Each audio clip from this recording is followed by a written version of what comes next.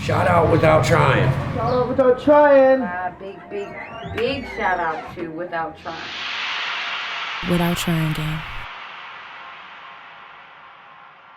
We had a spirit, and when we went inside the cave system to see if we could find anybody, because the trackers were leading us in there, we found boots, pieces of uniforms.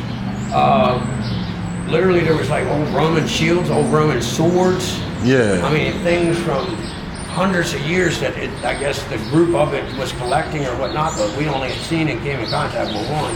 And you know, just like the human race ever, you know, if we can't contain and control it, we kill it. Right. So they had us kill it.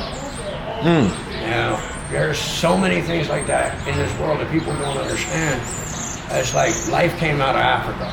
All life began in Africa.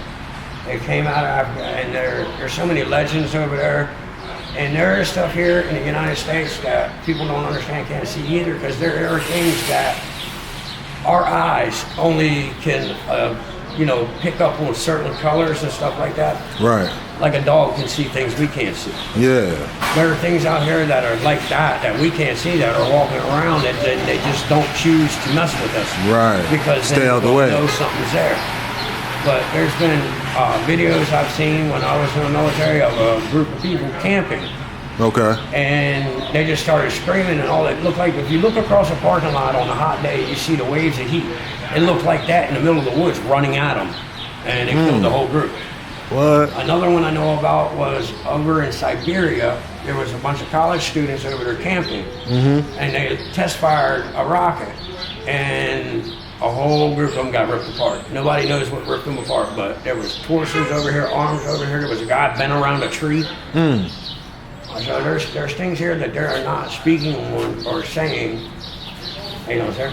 And the government just will not tell you, because if you have that knowledge over them, you have that power over them. Because if we people, you know, feel like they're misleading us or not telling us everything, what use do we have for them? Right.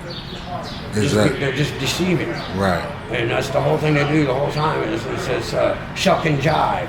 They want you looking over here while they're doing something else over here. I mean, there's many things. Okay? Why would they need to have like a sea container that has got armed guards, you know, 3 Humvees in front of it, like 5 behind it? Ain't nothing like a gun or something being transported there. There's something in that sea container that they don't want you to see. Exactly. Matter of fact, I'm not going to say the location. No, you ain't got to say, but you. Mountains of Colorado. Okay. There's a test facility out there that they are doing gene testing where they're splicing different animals together. Things have escaped from there. They have a specific group that go hunt these things and kill them. Because there's no way you're going to bring it back alive, because it's going to fight you till it dies anyway. Right. It's the way they made them. They made it, to kill. Yeah. It's just things to kill. They were doing that to drop them in certain areas and use them as a weapon. And that's sick. It's sick because there's things that are like, most of them are crossed with a human, so it's bipedal. It's on 2 legs. So it can maneuver around, be one, you know, like a ultimate all-terrain. You know, it can go in all-terrain. Okay. And it's like, okay, go into Shenandoah Valley and to Virginia through West Virginia. They have what is, I forget the exact name of them, but there is a group of people up there, I think they call them the blue people. Okay. Their skin color is actually a bluish color. Wow. And they try to say it's from inbreeding and all that, but you ain't getting the blue color. Right. Avatar, real life avatars? Yeah.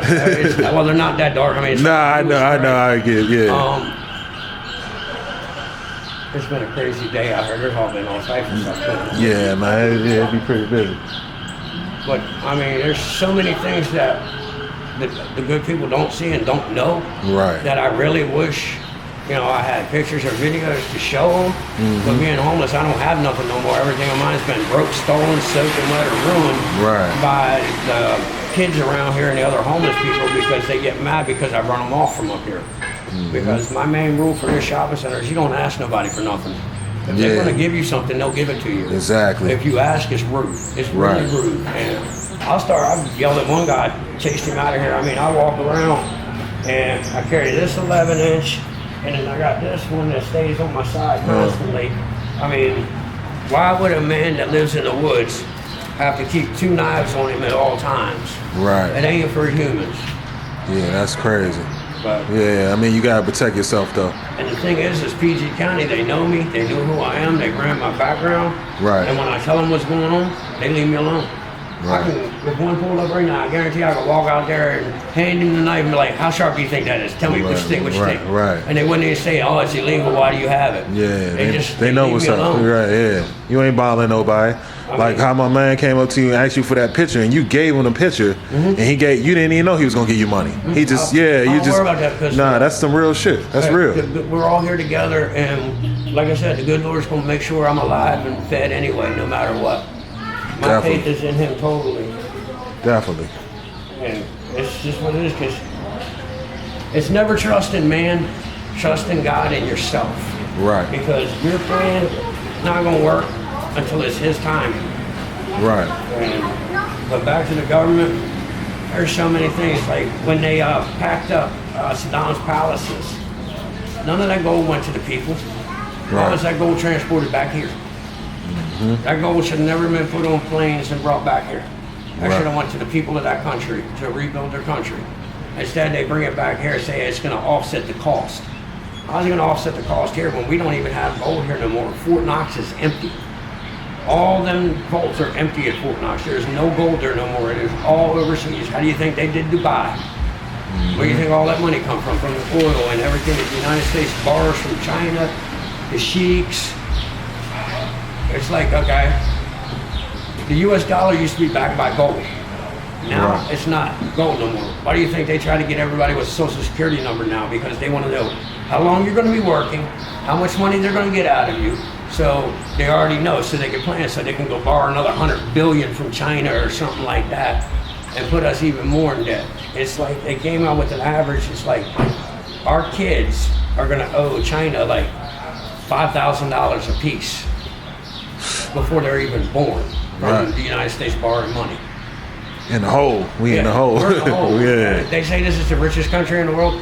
No, we have the richest government. Right. We're on the mediocre part of the countries because there's a lot of other countries that are a lot better off than we are because the government actually cares for the people and takes care of the people. Like I said, it's talking about Dubai. Go over there and spit on the sidewalk, see what happens. Oh, man. You're done. You can't even get caught with a nick bag out there. No, you do. Yeah, you can't, It's definitely. Right. There's countries in this world that if an addict goes out and they sit on the curb and they're high, there's no getting locked up. There's no court date. The police officer walks straight up to him, puts a gun into his head, and blows their head off. Oh, wow. There's 11 countries in the world that do that. Right. But they say with like that, it was, I think it was Portugal, where it went from like 80% of the people in Portugal using drugs and living on the street and stuff. Yeah. So they legalized everything, and then the government also would take an addict when they went to rehab or whatever and take them to like a gas station or somewhere, anywhere they needed to work, and say, we'll pay half of this man's salary if you give him a job. They would get them into the door, get them working, and then next thing you know, they didn't have to worry about them no more. Wow. There's different ways to go about it. It's all mindset. Right. Because when I was in Hagerstown at the Wells House, I was supposed to be there for 4 months. I ended up staying there for 22 months total. I did my 4 months in the program, and then he had it's like a probationary job that you can only have for 18 months because the next guy coming up behind you gets it. Right. It was called the DCP job, direct care provider. You live in one of their houses in the program and show the other guys that are going through the program how to get through it without relapsing or, going back out on the street. Right. But the only thing about that is where they pick you up from is where they drop you off when they're done. And where I messed up is I went to work for them while I was up there instead of going to like Amazon or anything like that and saving money. So I was there, they were paying for my housing, but my food and other stuff like that, my phone, I had to pay for. But like I said, when 18 months was up, they just take you, drive you back off where they picked you up. Right. I had them drop me off here at the shopping center. That's crazy. Wow. You got a story, man. So, man, so What's your plans for, the future as far as, like, I know you say you try and get out of this situation. What are you actually doing to get out of this situation? I'm saving up every penny I can. There's a local lady that has a pickup truck that actually belongs to her son that I'm trying to get so I can reopen Miller's Maintenance and rebuild my life. Like I was saying before, I've got the map of how to do it. Now I got another map of what not to do once I have it so I can keep it. Right. That's what's up, man. So if you had a message for, just the people out here, more homeless people, since you done been through and you're figuring it out, do you have a message for the people that, maybe struggling or in the same position as you, or people that might be about to go through this situation, about to be homeless or kicked out of the house or anything? Do you have a message for them? Sure. Don't be stressed out. I know it can be stressful. Trust me, I went through it. But after learning out here, 1, don't ask for money. 2, you can utilize help from like the county, like DLR. You can find a job. They can help you get to work, but you got to have transportation to get there. There are shelters and programs that will help you get to and from work, but you have to be in at 5 p.m. and you got to be out at 5 a.m. Right. So it's still cold when you go in, and some people can't make it there by 5 because they're still working. But have faith in God.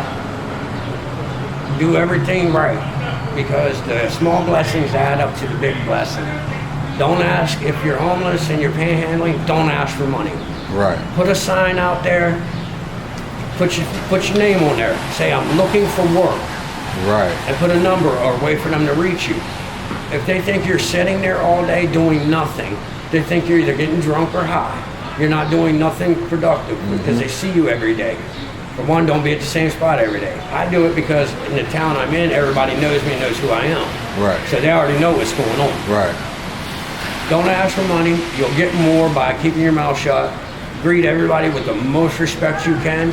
And if you don't get your way, guess what? Think about the other person that didn't get their way. Just move on. Don't sweat it.